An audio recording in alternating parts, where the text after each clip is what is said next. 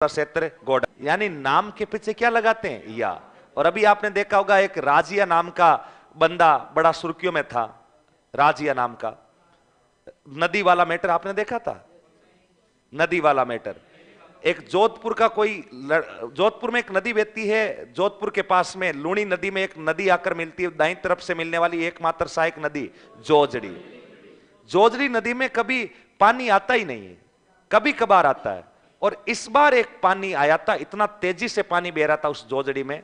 जोधपुर में बाढ़ के हालात हो गए थे इस बार बारिश वाले क्षेत्र में, और बाढ़ आई भी थी, 2-3 दिन तक अपने उत्कर्ष की छुट्टी भी रखी थी, नहीं तो उत्कर्ष अपन छुट्टी रखते ही नहीं है कभी होली दीपावली के अलावा।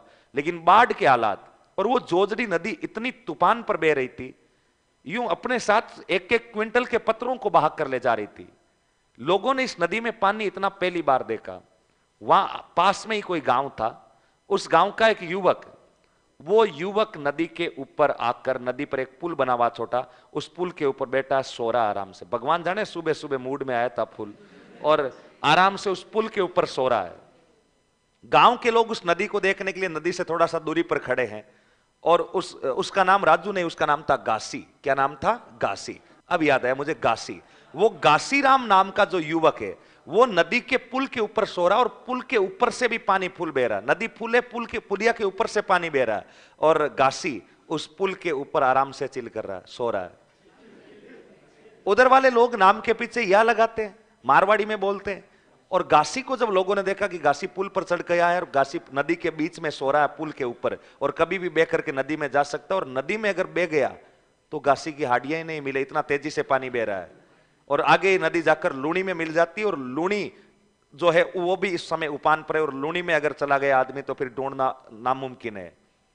इसलिए लोग चिल्ला रहे थे जोर से, गासिया गासिया डूब जाए, गासिया डूब जाए। गासी को भयंकर गुस्सा है, और गासी उस पुल पर खड़ा होकर बोला, क्यों चिल्ला रहे हो? खड़े खड़े देखो नदी को आराम से, और मुझे सोने दो, दिमाग खराब मत करो। लोगों ने कहा, गासी इत्या, इत्या का मतलब इधर आ जा, गासी इधर आ, गासी इधर आ। गासी ने कहा, हो क्या गया? बोला, देख नदी कितनी तेजी से बह रही है, बाटे के बाटे जा रहे हैं, तू बह जाएगा। गासी ने कहा, ये आपको नदी दिख रही है? नाला है छोटा सा, बहने दो ऐसे नाले। और गांव वालों ने कहा कि गासी तेरा दिमाग ठीक नहीं है, और गासी गांव वालों के सामने उस नदी में छलांग लगा जाता है। इतनी तेजी से वो नदी बह रही है, और गासी उस नदी में छलांग लगा जाता है। और छलांग लगाने के बाद गांव वालों ने नदी के इधर उधर देखा, लेकिन इतने तेज पानी में गासी कहां दिखेगा। गासी पानी के साथ बहकर चला गया। लोगों ने पुलिस थाने में सूचना दी, पास में जोधपुर सिटी पड़ती है, वहां एनडीआरएफ की टीम, सीआरपीएफ का कैंप वहीं पर है। सीआरपीएफ के 40-50 जवान, एनडीआरएफ के 65 जवान, राजस्थान पुलिस के 30-35 जवान, सारे इस नदी के चारों तरफ इकट्ठे हो जाते हैं, और तुरंत नाव वगैरह लेकर राहत कार्य में जुट जाते हैं। उधर से गासी भगवान जाने किधर से निकलकर, गासी भगवान जाने उस नदी में कहां उलझा, और निकलकर घर जाकर के सो गया, घर जाकर के सो गया। अब अभी तक किसी को पता नहीं है। अब वहां इधर उधर, आजकल तो वो मोबाइल फोन वाला वीडियो कोई ना कोई शूट कर ही लेता है, और वीडियो बनाया, और इधर उधर अफवाह फैला दी कि यहां पास में गासीराम नाम का एक युवक नदी में बहने से दुखद खबर प्राप्त हो रही है, मृत्यु को प्राप्त हो गए। वहां का जो लोकल एमएलए है, उसने अपनी फेसबुक पोस्ट पर लिख दिया कि मेरे विधानसभा क्षेत्र में एक दुखद प्रकरण सामने आया है, गासीराम नाम का युवक नदी में बह करके बताओ अपना क्या त्याग दिए हैं प्राण। प्रधान जी ने लिख दिया, एमएलए ने लिख दिया, उसके बाद वहां पर एडिशनल एसपी वगैरह तमाम लोग आ गए, और चारों तरफ जो उस गासी के दोस्त वगैरह थे गांव वाले, उन किसी को नहीं पता, रानी में मकान था गासी का, वहां जाके सो गया, गांव के बाहर खेत में ही मकान था। और चारों तरफ दोस्तों ने गासी का जो कोई पुराना फोटो वगैरह, उसके स्टेटस और लगा दिए। कम से कम हजारों पोस्ट हैं, वो रोने वाली इमोजी, तू गया जो छोड़ के, कैसे जिएंगे हम वगैरह कर करा करके। शाम के 5 बजे तक एनडीआरएफ, सीआरपीएफ, तमाम जो वहां पर रात दल थे, उन्होंने पूरी नदी को छान मारा, लेकिन कहीं पर गासी नहीं मिला। फाइनली सीआरपीएफ या एनडीआरएफ के जो अधिकारी, उन्होंने कहा कि गासी इस जोजड़ी नदी में तो नहीं है, लूणी में बह गया है, गासी लगभग मर चुका है, अब उसके मिलने की संभावना नहीं है। कल लूणी नदी में राहत कार्य चलाएंगे, अब तो सूर्यास्त का समय वगैरह हो गया है। गासी को मरा हुआ समझ लिया। एमएलए साहब ने कलेक्टर साहब से बात की, और कलेक्टर साहब से कहा कि आप इस समय सीएमओ से बातचीत करके कुछ परिवार के लिए आर्थिक पैकेज वगैरह की घोषणा करवाएं। कलेक्टर साहब वहां से कुछ राजस्थान सरकार से आर्थिक पैकेज की घोषणा करवाकर चेक लेकर स्वयं घटना स्थल पर पहुंच गए। एसपी साहब खड़े हैं, कलेक्टर साहब खड़े हैं, स्थानीय विधायक खड़े हैं और वो तमाम लोग हार मानकर घर जाते हैं। घर पर अभी तक किसी को पता नहीं है कि ऐसा कोई प्रकरण हो गया है क्या।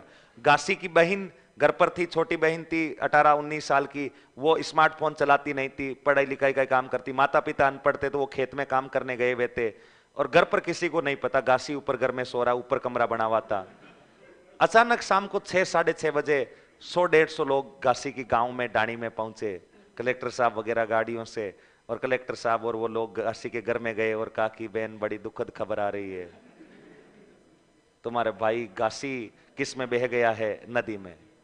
अचानक वो जो गासी की बहन है, वो गासी की बहन कलेक्टर साहब उनको कहती है कि गासियो ऊपर हुत्तो है, मारवाड़ी में बोलती, वो गासियो ऊपर है हुत्तो है।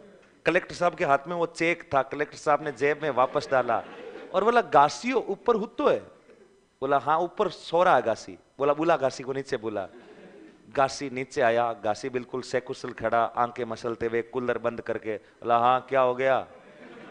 उधर पीछे वो एनडीआरएफ वाले, सीआरपीएफ वाले खड़े। बोला गासी तू यहाँ। बोला मेरे को क्या हो गया। ना तू नदी में बह गया। बोला कौन सी नदी, नाला था वो, उसमें कोई बहते हैं क्या।